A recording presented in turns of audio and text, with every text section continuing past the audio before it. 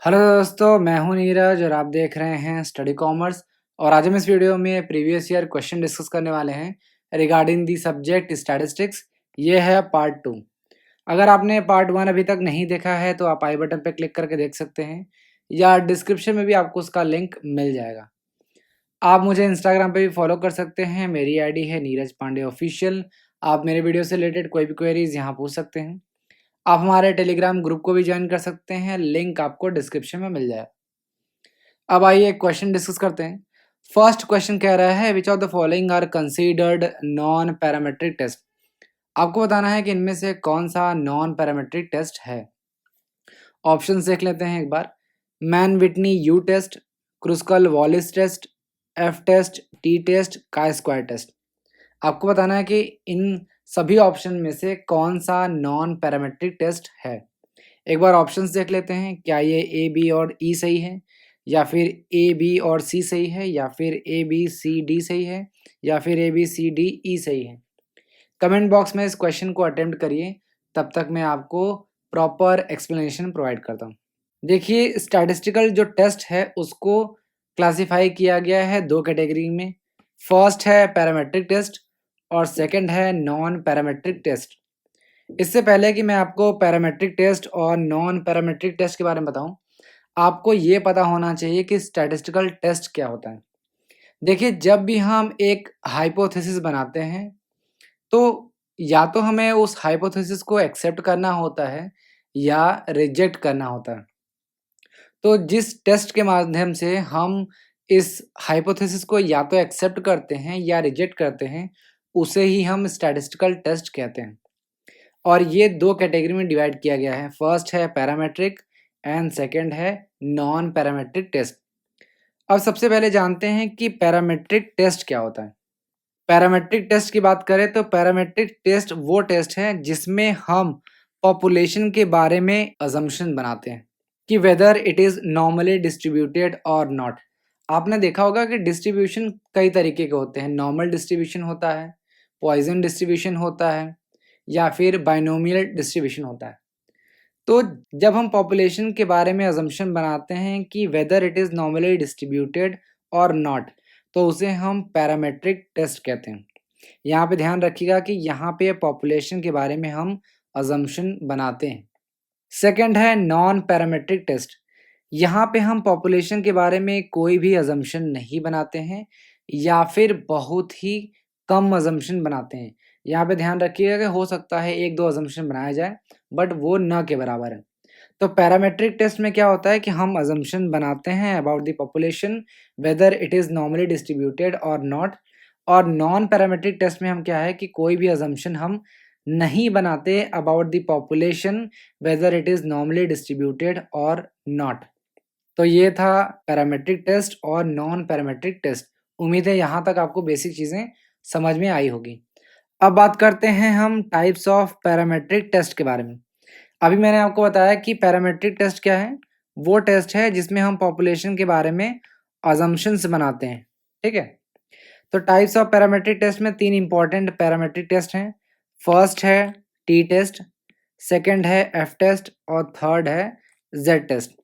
अब ये तीनों टेस्ट के बारे में आपको ये पता होना चाहिए कि कहाँ कहाँ पे इसका यूज़ करते हैं। बेसिक चीज़ें आपको पता होनी चाहिए। तो देखिए, जब हम एक मीन का एक स्टैंडर्ड वैल्यू के साथ, ठीक है, जब एक मीन का हम एक स्टैंडर्ड वैल्यू के साथ कंपेयर करते हैं तो वहाँ पे हम टी टेस्ट का इस्तेमाल करते हैं।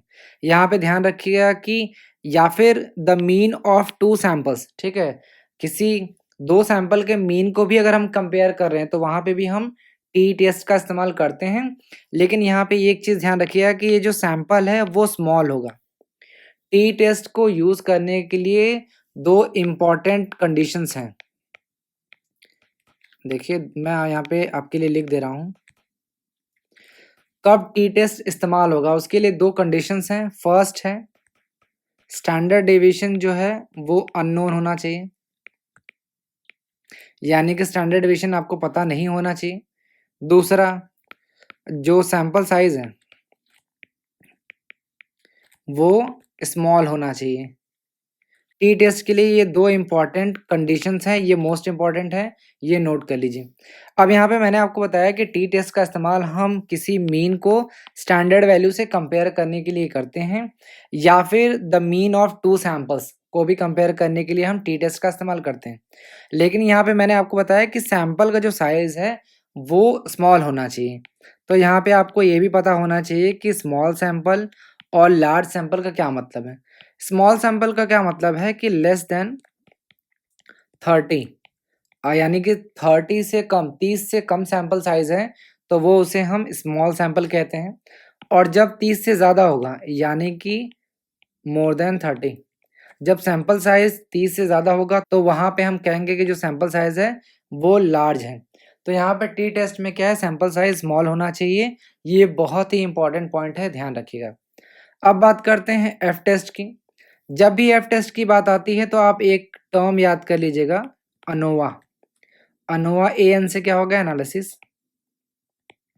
मैं आपके लिए लिख दे रहा हूँ, ओ से क्या होगा, ऑफ, और वी ए से क्या होगा, वेरिएंस। ठीक है। तो जब हम वेरिएंस को कंपेयर करना चाहते हैं, तो वहाँ पे हम एफ टेस्ट का इस्तेमाल करते हैं। अब बात करते हैं जेड टेस्ट का। देखिए, जेड टेस्ट जो है वो टी टेस्ट के ही तरह होता है, लेकिन यहाँ पे डिफरेंस क्या है कि जो सैंपल साइज़ है वो लार्ज है। यानी कि लार्ज का क्या मतलब है, मोर देन 30 सैंपल होगा। तो मैंने टाइप्स ऑफ पैरामीट्रिक टेस्ट आपको बताया कि टी टेस्ट होता है, एफ टेस्ट होता है, जेड टेस्ट होता है। टी टेस्ट में क्या होता है, जब हम एक मीन को स्टैंडर्ड वैल्यू से कंपेयर करते हैं, तो वहाँ पे हम टी टेस्ट का इस्तेमाल करते हैं। एफ टेस्ट में हम क्या करते हैं, वेरिएंस को कंपेयर करते हैं। जेड टेस्ट क्या होता है, टी टेस्ट की तरह होता है, लेकिन यहाँ पे सैंपल साइज जो है वो लार्ज होता है। अब यहाँ पे मैंने एक डायग्राम आपके लिए बनाया है, जिसमें मैंने आपको बताया कि कब यहाँ पे टी टेस्ट इस्तेमाल होगा, कब जेड टेस्ट होगा। देखिए, कई बार एग्जाम में आपसे क्वेश्चन पूछ देता है कि स्टैंडर्ड डेविएशन गिवन है, सैंपल साइज गिवन है, आप बताइए कि कौन सा टेस्ट यहाँ पे इस्तेमाल होगा। फॉर एग्जांपल मैं आपको ये बोलता हूँ कि स्टैंडर्ड डेविएशन जो है वो गिवन है, ठीक है। क्वेश्चन में पूछ देता है कि स्टैंडर्ड डेविएशन गिवन है और जो सैंपल साइज है वो 50 है। अब बताइए कि आप कौन सा टेस्ट जो है लगाएंगे, या फिर इसी तरीके से ट्विस्ट किया जा सकता है कि स्टैंडर्ड डेविएशन जो है वो गिवन नहीं है, वैल्यू आपको गिवन नहीं है, और जो सैंपल साइज है वो 15 है। अब बताइए कि कौन सा टेस्ट आप इस्तेमाल करेंगे।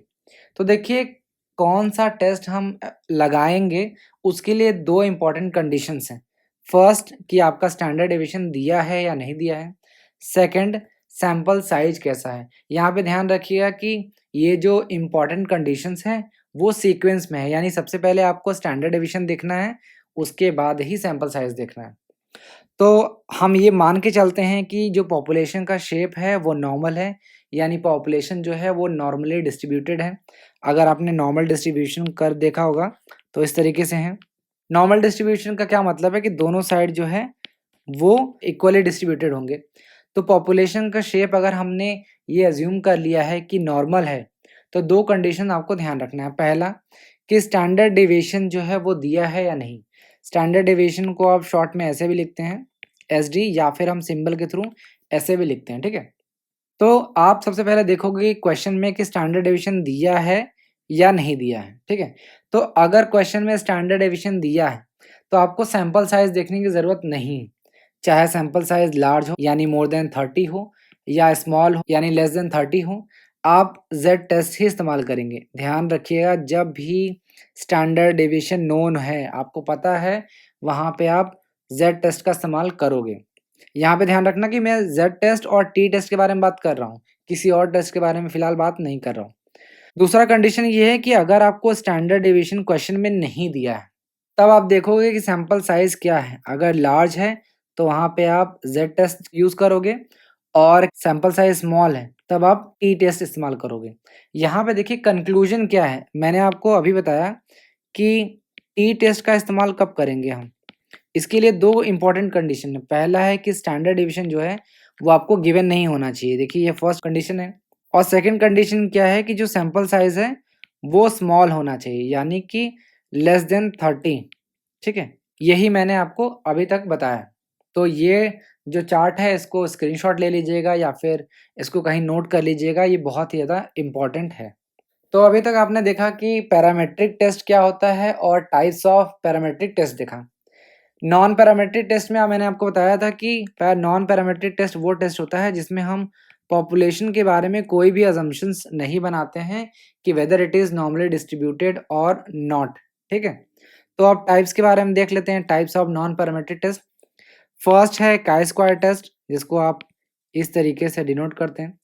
सेकंड है क्रुस्कल वॉलिस टेस्ट और थर्ड है man Whitney U test.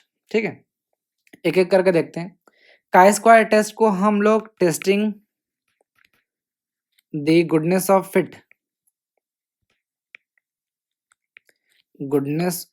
Fit भी कहते हैं। काई स्क्वायर टेस्ट का इस्तेमाल हम कहाँ करते हैं? जब हम ऑब्जर्व डेटा को एक्सपेक्टेड डेटा के साथ कंपेयर करना चाहते हैं, तो वहाँ पे काई स्क्वायर टेस्ट का इस्तेमाल करते हैं। काई स्क्वायर टेस्ट क्या है? एक नॉन पैरामेट्रिक टेस्ट है जिसको हम testing the goodness of fit भी कहते हैं। और काई स्क्वायर टेस्ट का इस्तेमाल हम वहाँ करते हैं जहाँ पे हम ऑब्जर्व डेटा को एक्सपेक्टेड डेटा के साथ कंपेयर करना चाहते हैं। दूसरा है क्रुस्कल वॉलिस टेस्ट, जिसको हम लोग क्रुस्कल वॉलिस एच टेस्ट के नाम से भी जानते हैं। ये चीज़ें बहुत इंपॉर्टेंट हैं और ये of course non parametric test का एग्जांपल है।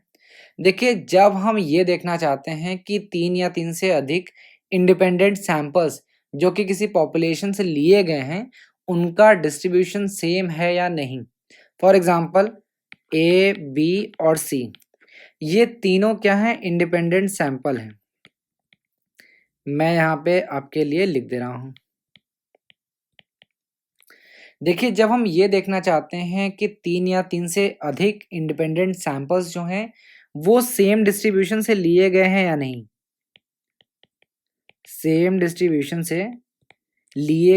या नहीं, ये देखने के लिए हम क्रुस्कल वॉलिस एच टेस्ट का इस्तेमाल करते हैं। अब लास्ट बात करते हैं मैन विटनी यू टेस्ट के बारे में। जब हम दो इंडिपेंडेंट ग्रुप और डिपेंडेंट वेरिएबल्स के बीच में डिफरेंस देखना चाहते हैं, तो वहाँ पे हम मैन विटनी यू टेस्ट का यूज़ करते हैं।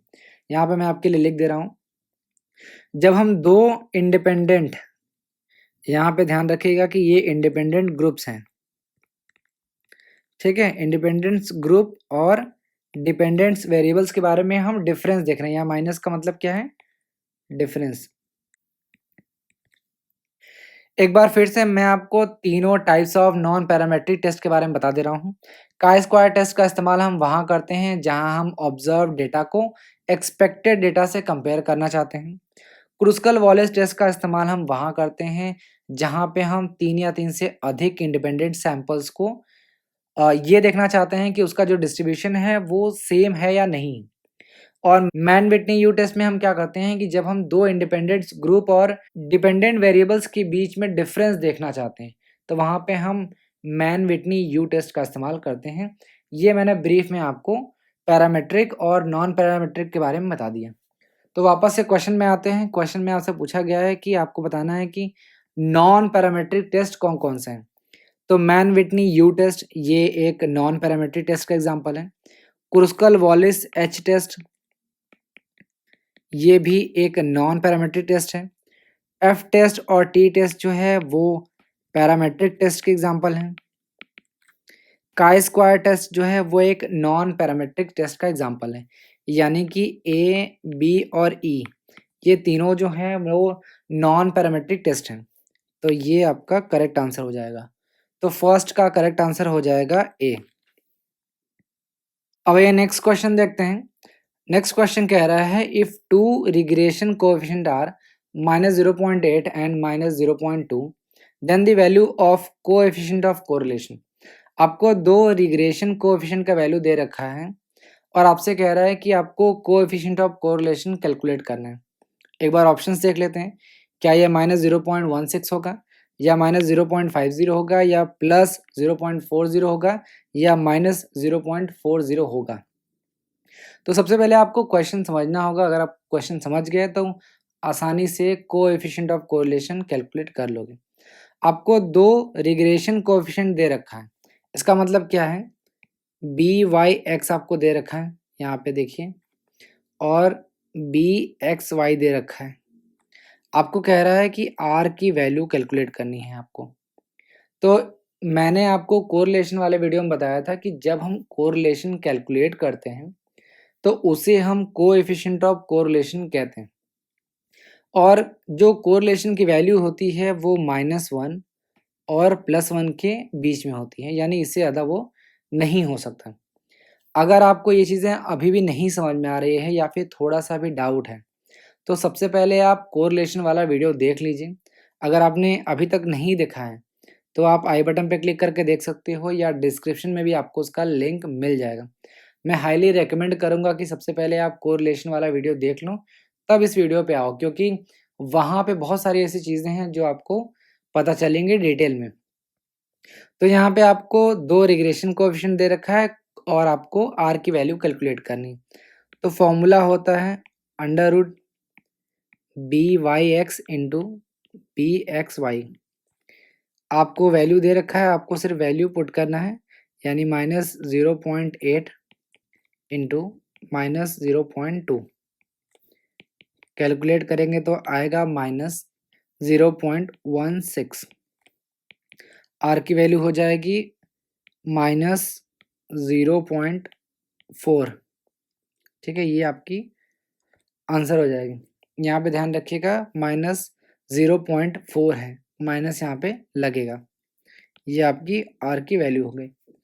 तो सेकंड का करेक्ट आंसर हो जाएगा डी। देखिए क्वेश्चन बहुत ही ईज़ी है, बहुत टफ नहीं है, लेकिन आपको ये फॉर्मूला याद होना चाहिए। जितनी भी नई चीज़ें मैं नोट करा रहा हूँ उसको आप एक ब्लैंक पेपर में नोट करते जाओ और सामने दीवार पे चिपका लो, ताकि आपको ये फॉर्मूला जो है वो याद रहे। अब आइए नेक्स्ट क्वेश्चन देखते हैं। The regression coefficient is independent of the change of.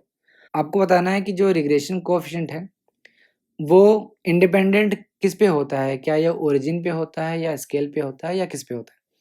Options देख लेते हैं, स्केल ओनली, ओरिजिन ओनली, या बोथ स्केल एंड ओरिजिन, या नीदर स्केल नॉर ओरिजिन। ये आपको ऑप्शन दे रखा है।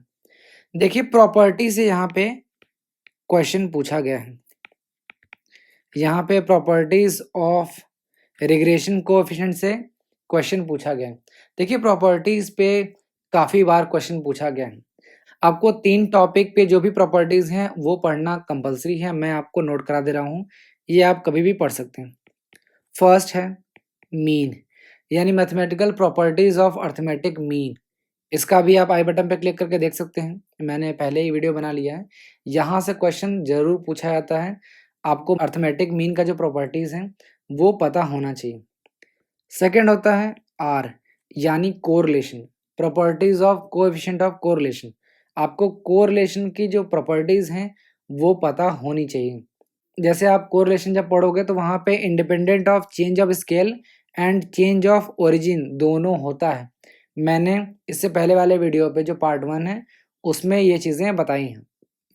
तीसरा, जो रिग्रेशन कोएफिशिएंट है इसका भी आपको प्रॉपर्टीज पता होना चाहिए, क्योंकि आप यहाँ पे देख रहे हो कि जो थर्ड क्वेश्चन है यहाँ पे प्रॉपर्टी से ही क्वेश्चन पूछ लिया गया है।